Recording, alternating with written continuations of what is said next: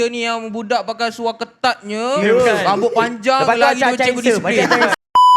Budak banting. Budak banting. Alright, okay. Jadi kau dulu waktu sekolah kau ni macam mana orang ni? Oi, kat Kau sekolah- best student ke? Kau budak panjat pagar ke? Mesti Saya- dia ni yang budak pakai seluar ketatnya, Bukan. rambut panjang, Lepas tu lagi dua acak-acak cikgu insert. disiplin. Acak-acak insert. Saya memang dari dulu tak minat skinny tau. Okey, Dulu sekolah tak- saya pakai seluar boot cut. Oh, yang kembang bawah tu. Sini kecil, bawah kembang. Adalah juga tu skinny kat atas. Dia kat lutut je. Dia kalau Tadi kata skinny tak tu ada. dia daripada atas sampai bawah ketat. Oh, Okey. yang tak boleh masuk botol punya tu. Memang tak masuk langsung, tak muat. Oh, tak muat.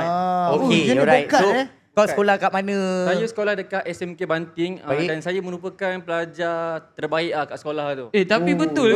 Terima kasih, Dik. Ada yang depu Ada yang depu Jangan ambil duit kat abang betul. Oi, ada yang depu. Depu tau. Kenapa? Kau satu sekolah dengan dia ke? Bukan. Bukan. Okey. Oh, ada air Syektin tu. Patut. Okey. Alright, okey. Okey, kau sekolah. Dia Sambung balik. terbaik tu bukan daripada akademik. Okey. Saya jujur cakap saya budak yang tak pandai kat sekolah. Okey. Tapi yang terbaik tu dalam bidang co-curriculum. Okey. Apa ni pengangkap? PPSM. Itu bukan curriculum, itu koko. Itu badan beruniform.